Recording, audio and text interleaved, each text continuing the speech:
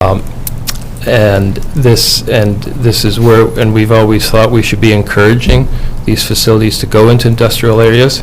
It's been envisioned, that whole section of Bentley has been envisioned as an industrial area for quite some time now. So I think it all follows our OCP, it follows everything that we envisioned, and so I can't see any reason why we shouldn't support it.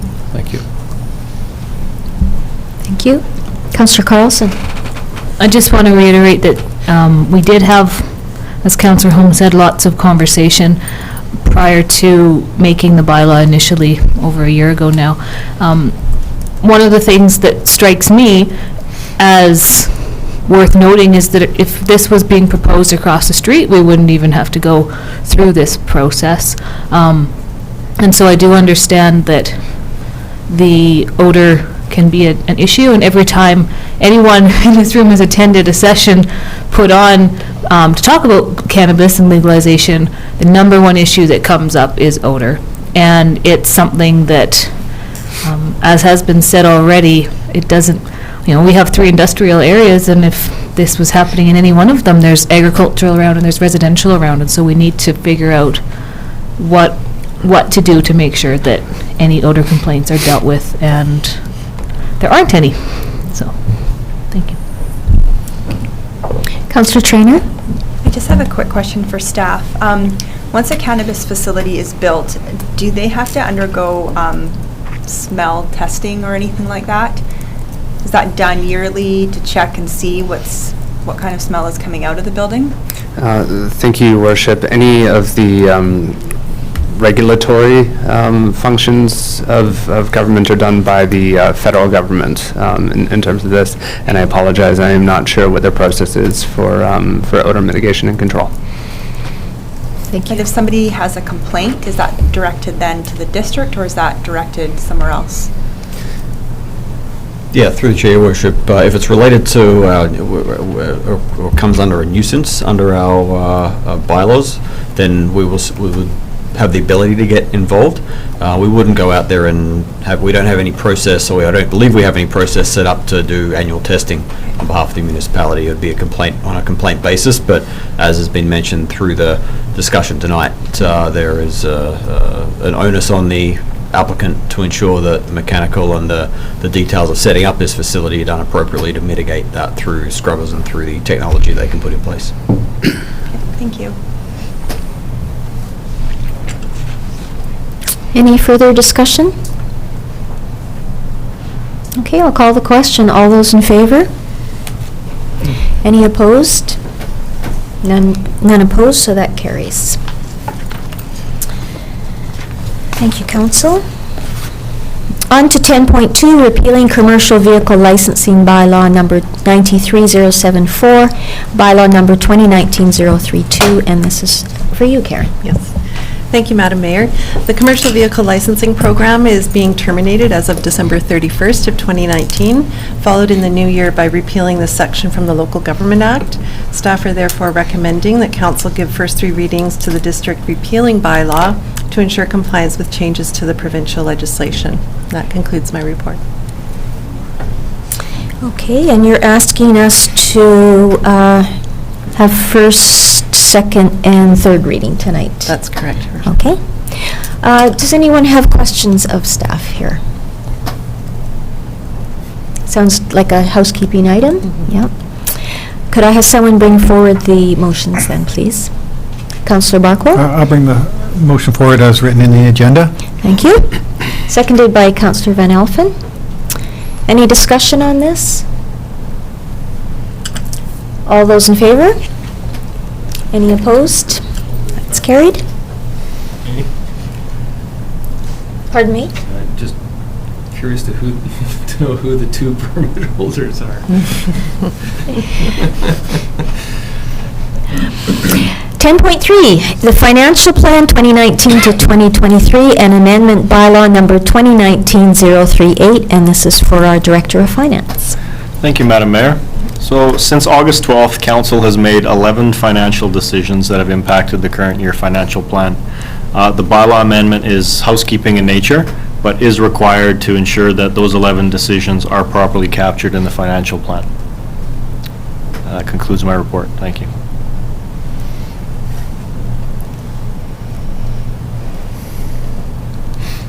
Okay. Does anyone have questions of Mr. Svetlichny? Councillor Van Elfen? As presented, Madam Mayor. Oh, moving the motion? Okay, so again, this is first, second, and third reading. Seconder, Councillor Barkwell? Note that we've discussed all of these items individually before, so. Yes. Over the past year. I will call the question. All those in favor? Any opposed? None. So that's carried. Item 10.4, another one for you, Karen. Amendments to Council Procedure Bylaw 2018-035. 2019, I think it's supposed to be, probably. 2019, Yeah. yes. Thank you. Okay, Madam Mayor and Council, at the November 12th meeting, Council discussed amendments to the Council Procedure Bylaw and the 2020 regular meeting schedule that would keep the second and fourth Monday of each month as regular meeting days, with an afternoon regular meeting to start at 1 p.m. and an evening meeting to start at 6 p.m. Council also added a notice of motion as a heading on the regular evening meeting to be captured in the Procedure Bylaw amendments.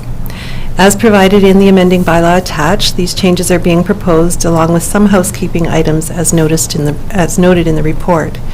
Should Council approve the 2020 meeting schedule this evening and give first 3 readings to the amending bylaw, staff will provide notification to the public over the next few weeks and present the bylaw for adoption at the December 9th regular meeting. The new schedule would then begin in January 2020. And that concludes my report. Thank you. Not much to talk about here either, I don't think. Councillor Holmes? Yeah, thanks. I'd just like to ask, when we were discussing this, about and ensure that we will videotape the afternoon sessions. And I'm just wondering, I don't believe anything about taping our sessions, public sessions are in bylaw. But is it in policy anywhere? How do we ensure that these sessions are taped, or is it just something we do?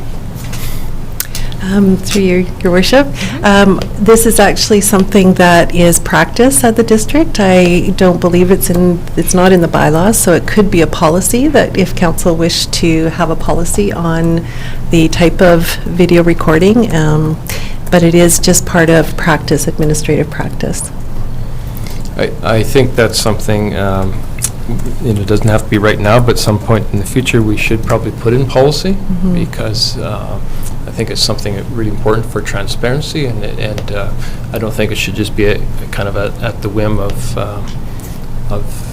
an individual council or an individual mayor at some point in the future. So I would like to see us have a policy of that on that at some point in the future. Okay. Okay. Thanks for raising that, Councillor Holmes. Okay, any other questions on this? All right, I will ask someone to bring that forward. Oh, no, we have done that, haven't we? No. We haven't done that. Thank you, Councillor Traynor, and seconded by Councillor Patton. All those in favor for second and third reading? Thank you. None opposed. Item 11.1 is a development variance permit, DVP 19-019, for 9303 Bland Street. Over to our planner. Thank you, Your Worship. DVP 19-019 is seeking to alter the frontage improvement standards at time of building permit from an industrial road construction to center line along the lot frontage to a cul-de-sac turnaround constructed for the full width of Bland Street. 9303 Bland Street is currently undergoing a lot line adjustment subdivision. While property does not require frontage improvements for this type of subdivision, industrial construction does trigger requirements of the subdivision and development servicing bylaw at building permit stage. As the applicant would prefer to only have to submit documents to land titles once, they are undertaking this variance application as it will affect the amount of road dedication they are required to provide for the works. The requirement of the SDS bylaw is that the frontage of the subject property will be reconstructed to the standard in which the road is classified. In this instance, the requirement would be as per standard drawing 100-5 on the monitor, the industrial road standard. As an alternative, the applicant is suggesting that a turnaround would be more beneficial to the community than a half-paved street to nowhere. This turnaround will allow large vehicles, such as emergency and snow removal vehicles, a better area to maneuver. The construction would not extend the full length of the lot frontage, but would be constructed the entire width of the road. Whenever variances to the SDS bylaw are received, it is best practice that the alternative should be engineered and either meet or beat the bylaw requirements. Staff suggests that this proposal provides a greater benefit to the industrial area and the community than the required standard, and are recommending that DVP 19-019 be approved. Thank you. Thank you. There is the opportunity for the public to comment on the development variance permit, beginning with the proponent, if the proponent is here, the applicant. Is there anyone that would like to, beginning with the proponent, that would like to speak? If so, please come up to the podium.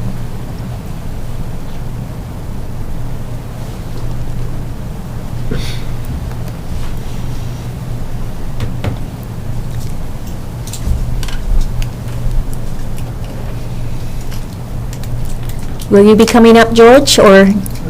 Okay. You can see the whispering going on. Thanks, Madam Mayor. I'm George Giannotti, acting as the agent for the Edison family on behalf of this application. Really, it's fairly straightforward, the trade-off and the road standards, but I'm here to answer any questions if anybody wants to be enlightened on what's happened actually on Bland Street and on the Lindsay Street side of the application, because this property, the 2 acres, faces both properties. So I'd be happy to answer any questions if anybody has them. Did you want to comment any further on the strength of the application, or are you good with what's been presented? Yes, I think so. I mean, we've been working with staff, especially Public Works, on and off on. The biggest factor that came into play was that the property had several service connections, water and sewer, and one of the requirements from staff was that once we did this 2-acre lot line adjustment, so we didn't create any parcels. One of the requirements was to have all the utilities disconnected except to this 2-acre parcel. The fee that was bantered back and forth was around $20,000. That, in my estimation, was you know, it's a lot of money. But the fact is that the rest of the property is still undeveloped. It will be developed in the next 2 or 3 years. Some of those existing services will be utilized in the next 2 to 3 years, and it just didn't make sense to spend $20,000 to have them disconnected and then pay another thousands more on top to have them reconnected at the same spot. So we're working on that part of it. We're hoping to continue that negotiations with the staff. We had requested a variance for that as part of this application. I'm just not sure where that ended up at this stage. Okay. But the rest of the process of getting this Ames road maintenance contract to the site has gone actually pretty good. So. Okay, that's great. Councillor Barkwell. Is the ultimate goal to have like more buildings that would get leased out, or to subdivide into Councillor Barkwell, Sorry. You need to ask the questions of staff. Oh, okay. Although Mr. Giannotti has very graciously offered to answer questions, really that's not in the Okay. purview of this. So can you elaborate on the service issue that Mr. Giannotti brought up? Thank you, Your Worship. The services have been a topic between our engineering technologists, the owner, and the owner's engineer. And I was informed by the engineering technologist and the owner that they had come to an agreement on how the servicing was going to be dealt with the remainder lot. Okay. Thank you. Thanks. Does that answer your question? Good. Okay. Thank you, Mr. Giannotti. I'll just ask if there's anyone else in the audience that would care to comment. No? Okay. Councillor Patton. Thank you, Madam Mayor. To staff, if I may. The turning radius for a fire truck is 12 meters, radius of center of the road to the edge of curb or edge of road. I've noticed in the drawing C04 that the dimensions are not consistent to 12 meters. Will that be reviewed by prior to, as you move forward with this application? Thank you, Madam Mayor. What is presented is engineered, but there is still some conversation to be had with the engineering department and the engineer for the applicant. This was what we were comfortable asking for at this point to bring it forward to council for their consideration of the concept. It won't need to come back to council if there are minor alterations that need to be made, especially after being referred to the fire department. Okay. Thank you. Thank you. Good. Any other questions? Could I have someone bring forward the motion then, please? Could I have you read the motion, please? Sorry. That the development variance application, permit application for Lot A, District Lot 2195, ODYD Plan 14776, accept Plans 20797 and 27401, to vary Section 3.11 of the Subdivision and Development Servicing Bylaw, number 99-004, from the Industrial Road Standard construction to center line to be an engineered turnaround be approved. Thank you. Councillor Van Elfen, you're seconding? Thank you. Any further discussion on this? Okay, all those in question, all those in favor? Thank you, and I don't see anyone opposed, so that carries. All right, on to 11.2, Lakeshore Drive, North Crown land tenure, and that's for you again, Karen. That's correct. Thank you. Council, the district is applying to acquire tenure over Crown land between Okanagan Lake and Lakeshore Drive North to allow for repairs and the replacement of damaged asphalt along the lakeshore following the 2017 flood event. The application for the Lakeshore Drive North area is the most recent application to be submitted and requires a supporting resolution from council in order to be considered by the province. Once tenure is granted, permits will be issued, Department of DFA funding will be released, and repair work will be completed as swiftly as possible. There are currently 3 applications at various stages with the province, and staff are working through the process to ensure the district is in a position to not only do the works required from the flooding, but also be able to maintain these areas into the future. Thank you. That concludes my report. Thank you. Questions? Councillor Holmes. Yeah, thank you. Is, having secured tenure, that it only allows us to do repair work, or does it allow us to other things as well if we have tenure? I.e., dog beach.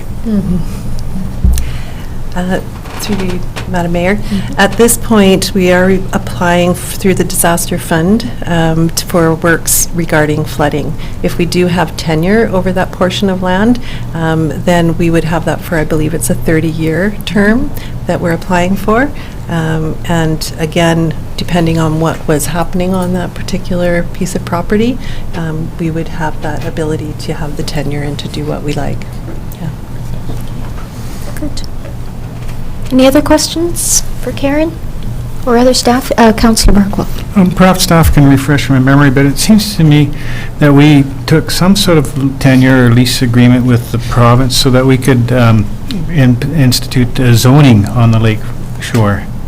Is there nothing at all that exists with the province for all the lakefront area, or what is that type of ownership or whatever you might call it that we have now that permitted us to do the zoning. Oh, do you mean the water zoning? Yes, yes. And is that different than the foreshore? Yes. Yeah, okay, I understand now. Okay. Anyone else? Could I have someone bring forward that, please? Councillor Carlson, or Councillor Traynor? I'll bring it forward. Thank you. To lease approximately 1.3 hectares along Okanagan Lake. Be supported. Be supported, yes. Seconded by Councillor Patton. Any further discussion? Okay, all those in favor? And none opposed. Thank you. Okay, 11.3, financial results as of September the 30th, 2019. Before you begin, Mr. Svetlichny, very much appreciate having these regular updates, so thank you for that. Thank you, At least Madam Mayor. I guess it depends a little bit on what you tell us. But yeah. Good news is always good news, right? Prior to the introduction of this report, I just wanted to reiterate what the mayor and the CAO noted about tomorrow's budget open house. Particularly, the utility rates will be discussed. There'll be a what hasn't been noted yet is there will be a formal presentation at 5 p.m. So we will be there from 4 to 7 as staff to answer any questions, but there will be a presentation at 5 o'clock. So come out and have some fun. In regards to the financial results, so the financial results up until September 30th, 2019 have been included in Council's agenda. The 24 pages do provide a snapshot of both the operating and capital results as of that day. When we analyze the detailed general ledger information, revenue collection is exactly where it should be. It's in line with historical averages, and as staff, we do not have any major concerns at all in relation to revenue, where it's at, or the collection of it to date. When we look at operational expenditures, spending is primarily within anticipated levels and is also within historical levels. So again, no major concerns there. Based on the current spending trends, we are quite confident that none of the departments will exceed any of their allotted budgets. So again, good news. When we look at the capital plan, the district's capital plan for 2019 was $27.15 million. Now, there are 3 projects that total $16.1 million of that. So very, very large projects. 2 of those projects are heavily grant dependent and will not be proceeding unless grant funding is approved. We did find out that one of them did not get grant funding, which was the Flume project. So that one is going back into budget discussions. The 3rd project, which is the solar project, the grant funding has been approved. However, no funds have been spent to date out of that $6 million. So as these 3 projects are over 50% of the capital plan, in doing analytical type work, what I've done is I've removed them to provide a better analysis. So the revised capital plan at September 30th is $11.9 million, taking those 3 projects out. As of that date, $2.5 million has been spent, so about 23%. Now this level is lower than what we had anticipated. Now, it is, however, in line with similar years, very in line with last year, 2018. Now, as council is aware, the district has hired a procurement manager who started full-time in the summer, and she has been churning out RFPs left, right, and center. So we're anticipating for the rest of 2019 and moving into 2020 that capital spending will be more in line with budgets. And that concludes my report. Thank you. Any questions? Councillor Barkle, no question. Moneyman? Okay. Is there, Councillor Barkle? I like how you can touch certain areas in the document and then up comes the note. It's a good little touch. Yeah.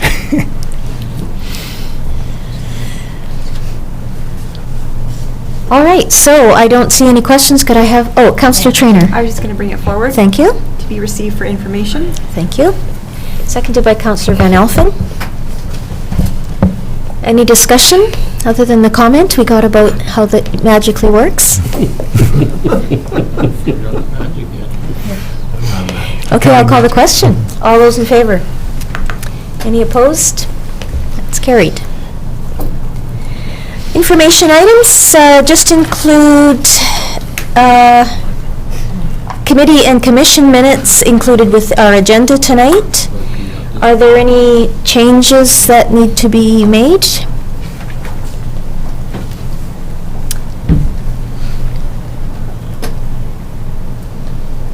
Cultural Development Committee minutes from March, April, and September, and then Agriculture Advisory Committee minutes for the 18th of October.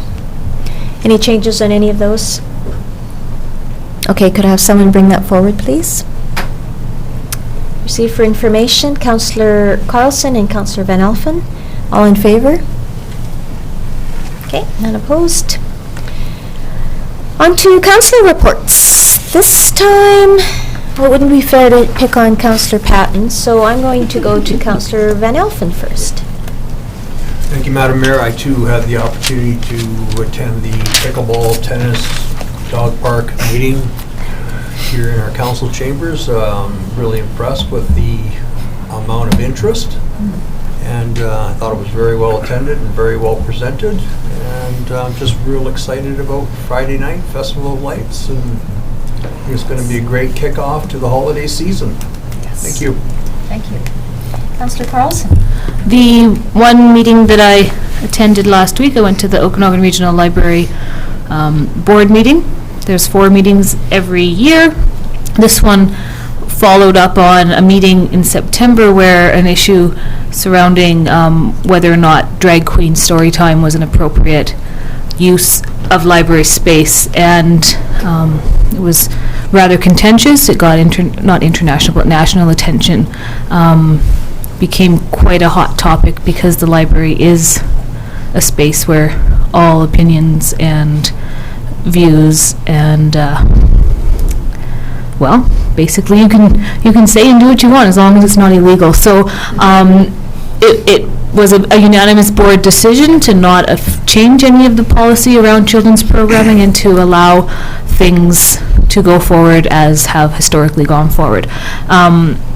But like I said, it got a lot of attention, and there will be some training of staff, CEO, as well as all of the directors who are available on the days to attend, and it's an inclusivity and diversity training specifically focusing on, what it is that a library, what it is that libraries stand for and have always stood for. So I think the hardest part of that conversation is now behind everyone, but it's something that will continue to be important to remember and to look forward to. Hopefully we'll get some neat things going on in our local library, and whether they're controversial or not will be yet to be seen, but I think that makes it more fun, and hopefully more people will attend because of it. I know there were about 300 people that attended the story time the week before the board meeting. Kelowna Library had another story time, and it was put on by drag queens, and there were over 300 people in attendance. So, and 2 protesters outside. So I think that there's a lot to be said for allowing these things to go forward, and the Okanagan Regional Library Board seems to be very supportive of what's going on in the rest of the world, so hopefully that will continue. Councillor Holmes. Thank you. First, like to thank the youth council members for sticking it out. Well done. You're lucky. Sometimes we go till 10 o'clock. So. We did have a youth council meeting last Monday, a week ago today, and we talked. We actually did a SWOT analysis with the youth council, and this came out of talking about our own strategic planning that we do here on council, and we thought it would be a good idea to do a little bit of strategic planning for the youth council and see how they all match up. And so we did that, and I look forward to seeing where that takes us.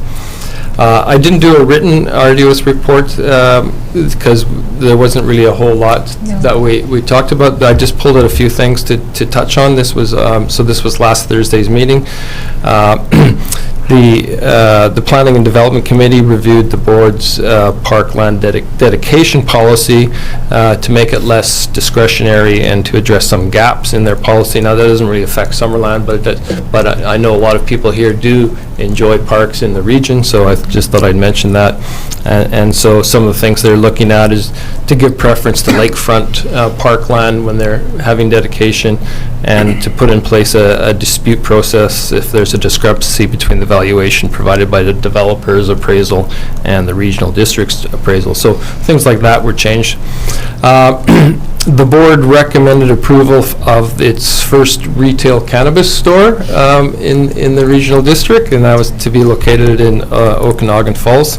So that'll go forward to the provincial government. The board gave approval to submit a provincial grant application and provide overall management for a housing needs study for electoral areas, the City of Penticton, the District of Summerland, and the Village of Karamias. We gave that approval our last council meeting, I believe, and I understand that all partnering municipalities have now passed resolutions to support that. So that should, I guess it's probably been submitted already, I imagine. The board also gave approval to submit a grant application for the 2020 UBCM Community Resilience Investment Program, which is better known as FireSmart. So that's to reduce communities' risk from wildfires. So last year, the RDOS received $100,000 to do FireSmart for Naramata, Heritage Hills area, and as well as to do some interagency cooperation work. This year, RDOS is applying for $150,000 to do work, including FireSmart in the Upper Carmi area, Apex, and Electoral Area A, which is Rolosoyas, right? As well as do cross-training for volunteer fire departments and develop a FireSmart page for the RDOS website. So that's they're submitting that. And as the mayor, as you mentioned, we continue this week with the budget. Okay, Councillor Traynor. I attended the budget meetings last week along with everyone else, and I also found the pickleball, tennis, and dog open house very interesting. We had a really big turnout. People were busting out of the doors. So many people. I sympathize with a lot of them because these pickleball and tennis and dogs are all their passions. So there was a lot of opinions, and it was really hot in this room. So I'm hoping that over the next couple months we can come up with a plan that hopefully addresses everybody's needs in some way or another. And then I attended strategic planning last week, the week before, for the RDOS, and that was really interesting. Ron Matuzzi was there to help out, and it was really good to see him again. He helped us before Anthony came along. He was our interim CAO, and it was good to see him again, and he led a really good session. So yeah, it was good to see him again, and he said hi to all the councillors here. Thanks. Thank you. Councillor Patton, you probably don't have a report? I do not have a report, Madam Mayor, but I'm looking forward to festival lights and breakfast on Saturday with Yes, the good. firefighters. Excellent. You have a nice glow. Why, thank you. Yes.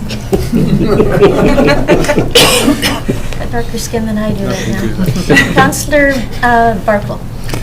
I didn't attend anything that everybody else here didn't also attend. I will speculate that there is probably a lot more people at the pickleball and tennis and dog park session than we'll have at the budget session tomorrow.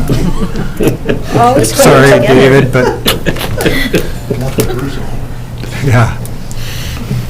Okay, thank you. So we're almost finished the agenda. There is another opportunity for the public to comment on anything that they witnessed here tonight, or anything that they would like to comment on. Again, it's 2 minutes per speaker. Is there anyone there that would like to say anything? Okay. Hi, my name is George Stoughton, and I live at 1427 Spencer Avenue in Summerland. And I'm the president of Summerland Historical Society, and at the community as a whole meeting this morning, I was very impressed with the way it was handled. First time I've ever been to one. And we're hoping to partner with the city to help save that sod cabin in Trout Creek. And I appreciate Anthony's help trying to get a meeting with the developer next week or the week after. Thank you. Good. Thank you. Thank you for your comments. Anybody else? Anything from you, Mr. Media? Nope, no questions. All right then. Could I have someone bring forward adjournment? Councillor Barkle and Patton. All those in favor? There. Thank you. We're done.